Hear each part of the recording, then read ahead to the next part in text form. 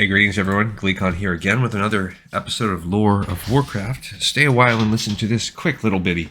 So we last left off with determining or just describing what Garona has been doing and how she eventually became free and sane and allied with Khadgar. This one's called Fel Omens, and this takes us up to what the chapter we just read in the novel was. Before long, Khadgar sent a message to many of the Alliance's leaders, asking them to meet in Nethergard Keep at once. There was some reluctance. The Second War had only recently ended, and most nations were still working to rebuild.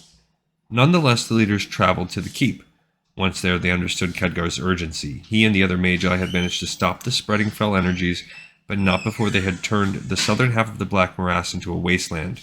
The Keep's garrison had taken to calling the region the Blasted Lands. The northern portion of the Black Morass, still teeming with life, had been renamed the Swamp of Sorrows, there you go, in honor of those who had died in the Second War. The sight of the Blasted Lands was a sobering reminder of the dark forces the Alliance had stopped, and of what they might be called upon to stop again.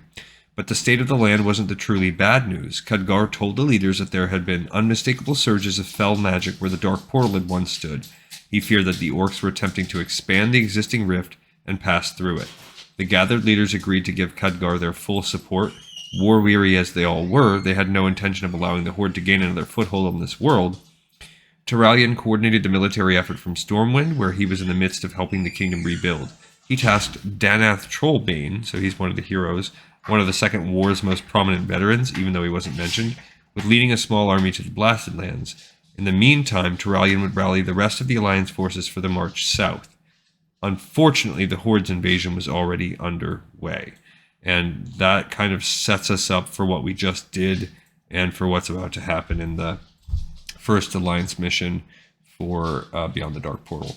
All right, this episode's in the pipe, 5x5. Thanks for listening, and I'll see everybody on the next episode of Lore of Warcraft.